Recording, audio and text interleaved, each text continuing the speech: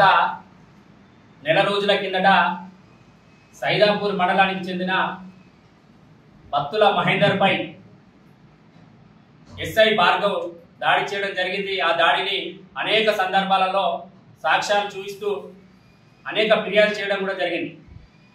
మేము గత నెల నుండి అన్ని ప్రజా సంఘాలు, పౌర హక్కుల సంఘాలు, దళిత సంఘాలు అనేక సార్లు అధికారులకు ఫిర్యాదు చేస్తే ఆ ఫిర్యాదును మన్నించి నిన్న ఎఫ్ఐఆర్ చేయడం జరిగింది.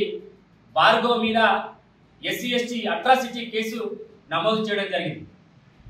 ఇది అంతా కూడా ఇవాళ దళిత జాతి విజయంగా మేము భావిస్తున్నాం.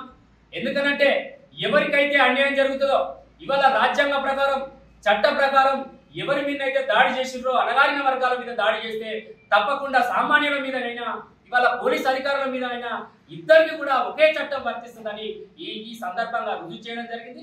మేము ఈ కేసును ఒక పారదర్శకంగా విచారణ జరిపి వెనువెంటనే భార్గవ్ను అరెస్టు చేయాలి, ఆయనను సస్పెన్షన్ వేయాలని ఈ సందర్భంగా మేము డిమాండ్ చేస్తున్నాం.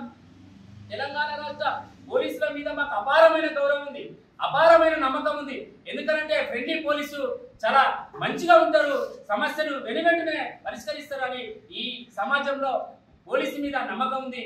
కాబట్టి మీరు ఏదైతే కేసు పెట్టిందో ఆ కేసును పూర్తి స్థాయిలో ఇంకా కాలం గడపకుండా వెనువెంటనే భార్గవ్ను కానీ ఇద్దరిని కానిస్టేబుల్ను ఎస్సీ ఎస్టీ అట్రాసిటీ కేసు కింద అరెస్ట్ చేయాలని ఈ సందర్భంగా డిమాండ్ చేస్తూ, ఇక నుండి ఎక్కడ కూడా ఇలాంటి సంఘటనలు జరిగితే దళిత జాతి చూస్తూ ఊరుకోదు, దళిత జాతి దీన్ని మన్నించదు.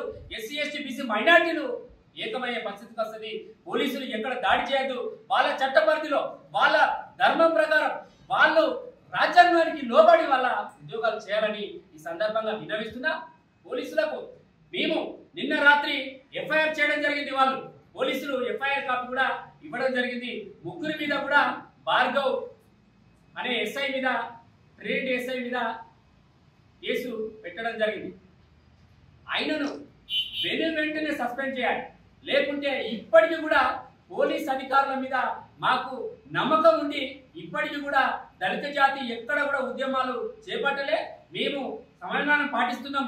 కాబట్టి మాకు న్యాయం జరుగుతుంది, ధర్మం మా పక్షాన ఉంది అని మేము వాళ్ళను విన్నవిస్తున్నాం. లేని ఎడల ఆయనను సస్పెండ్ చేయని ఎడల, ఆయనను కేసు అరెస్ట్ చేయని ఎడల దళిత జాతి కూడా ఉద్యమాలు చేపట్టే పరిస్థితి ఉంటుంది.